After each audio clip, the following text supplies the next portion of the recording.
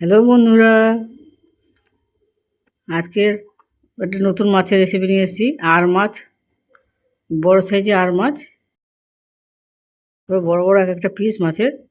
এই মাছ কিন্তু খুবই খেতে রসালো, মাংসালো আছে, কাটা নেই বললেই চলে।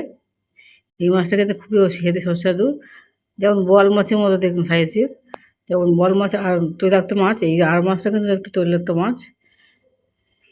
তবে বোয়াল মাছের মতো অত ফাটে না, তো রান্না করতে গেলে ফেটে যায় না, কিন্তু খেতেও খুবই ভালো লাগে। মাছের মাথাটা একটু কোনো শক্ত জিনিসটা থাকে, কোনো মাংসের পদ থাকে না। মাথাটা লম্বাটে ধরনের হয়। এটা মাছের মাথা আদিতে কিছুটা নিয়েছি, একসঙ্গে নিয়ে রান্না করব। দই নুন হলুদ মাখিয়ে নিয়েছি, এবার কড়াতে তেল বসিয়ে দিচ্ছি, ভালো করে আমি ভেজে নেব। কড়া করে তেলটা যখন ধোয়া ধোয়া উঠবে তখনই মাছটা কিন্তু ছাড়তে হবে, তার আগে কিন্তু ছাড়বেন না, তাহলে মাছটা লেগে যাওয়ার চান্স থাকে। ভালো করে কিন্তু এপিট ওপিট করে ভালো করে আমি ভেজে নিচ্ছি। এতগুলো মাছ একবারে হবে না, আমি দুই ভাগে ভাগে ভাগে নিয়ে মাছটা ভাজবো। মাছটা যখন লাল লাল করে কড়া করে ভাজবেন, যে কোনো মাছই ভালোভাবে ভেজে রান্না করে খাবেন। মাছ যদি ভেজে ভেজে ভালো মতো রান্না করে খেতে পারেন, তবে কোনো শরীরের পক্ষে কোনো ক্ষতি হয় না। ভালো করে মাছ সবসময় ভালো করে সিদ্ধ করতে হয়, ভালো করে ভাজতে হয়। এগুলো ফলো করবেন, দেখুন কোনো শরীরের পক্ষে কোনো ক্ষতিকর জিনিস শরীরের মধ্যে ঢুকবে না।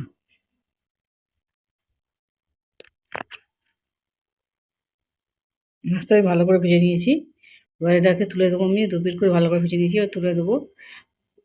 যে তেল বেঁচে থাকবে ওই তেলেই আবার রান্না করবো, বেশি তেল দেওয়ার দরকার নেই। দেখবেন একবারে তেলটা দেওয়ার চেষ্টা করবেন, দেখবেন বারে বারে তেল দিলে বেশি তেলটা টানে, কিন্তু একবার যদি তেলটা দিয়ে দেন তা বেশি তেলে লাগে না, একবার তেলে দিয়ে হয়ে যায়, মাছের রান্না হয়ে যায়। যে তেলটা পড়ে থাকবে ওই তেলটা দিয়ে বাদ বাকি মাছটা আমি ভেজে নেবো, তাহলে তেলটা কম পড়বে। বারে বারে তেল দিলে বেশি তেলে ঢেলে ফেলবেন।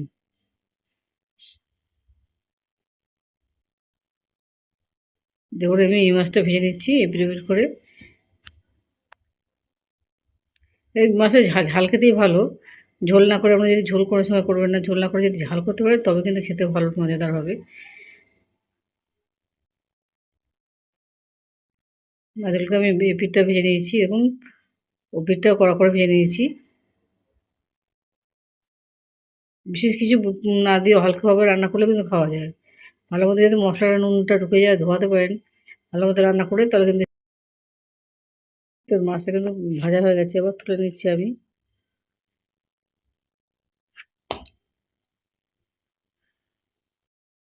এবার যখন আমি কী দিয়ে রান্না করি, পেঁয়াজ দিয়ে মাছ রান্না করতে গেলে, মাছের ঝাল করতে গেলে পেঁয়াজটাই ভালো।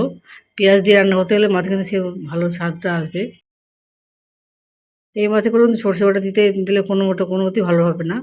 সমস্ত মাছগুলো ভেজে নিয়েছি আমি, এবং ধরুন 3টে মিডিয়াম সাইজের পেঁয়াজ নিয়েছি, একটা টমেটো নিয়েছি। মাছ অনুযায়ী যেমন মাছ নেবেন সেই অনুযায়ী আপনারা কিন্তু পেঁয়াজটা নেবেন। লাইক এবং সাবস্ক্রাইব করতে ভুলবেন না, কমেন্টে অবশ্যই আমাকে জানাবেন।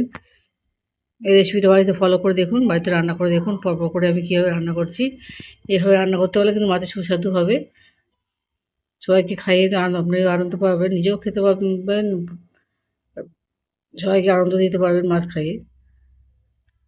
ছোটো একটা টমেটো ছিল, সেই টমেটোটা দিয়ে দিচ্ছি। আপনারা চাইলে একটু এর থেকে বেশি টমেটো দিতে পারবেন। ঘরে আমার টমেটো ছিল না বলে আমি দিইনি, আপনারা দুটো টমেটোর মধ্যে অনায়াসে দিতে পারবেন। এবার হলুদ করে দিয়ে দিচ্ছি। গুঁড়ো মশলা যেহেতু আমি একটু নাড়ি চাড়িয়ে আমি ওদের জল দিয়ে দেবো, লঙ্কা গুঁড়োটা দিয়ে দিচ্ছি, দিয়ে একসঙ্গে একটু কষিয়ে নিয়ে আমি ওদের জল দিয়ে ভালো করে কষাবো। যেহেতু আমরা এখনও গুঁড়ো মশলা খাই, জল না দিলে পুড়ে যাওয়ার চান্স থাকতে পারে। সামান্য পরিমাণে জল দিতে হবে, বেশি জল না দিয়ে। এবার ভালো করে কষাতে হবে, কাঁচা হলুদের গন্ধ, কাঁচা লঙ্কার গন্ধ যাতে না থাকে। তেলে এখন ভাজতে ভাজতে বেরিয়ে আসবে, ভালো কষানো হয়ে গেছে। এবার আমি পরিমাণ মতো নুনটা দিয়ে দিচ্ছি, নুন দিয়ে আবার বেশ খানিকক্ষণ ধরে নাড়ছি। কষানো হয়ে গেলে আমি ওদের একটু জল দিয়ে দেবো, মাছ যতটা দেবে সেই অনুযায়ী একটু জল দিতে হবে। জল একদম বেশি ঝোল করবেন না, মাছ যাতে ডুবে যায় সেরকম পরিমাণে জলটা দেবেন। এবং জলটা দিয়ে দিচ্ছি, জলটা দিয়ে হালকা ফুটতে দিতে হবে, তার আগে কাঁচা জলেই মাছটা দিয়ে দেবেন না।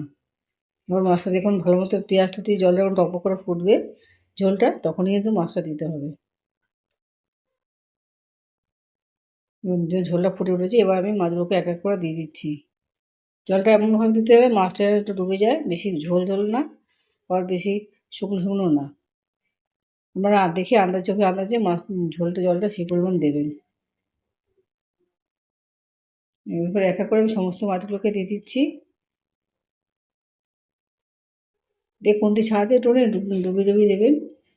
দেখুন এরকম অবস্থায় জলটা দেবেন।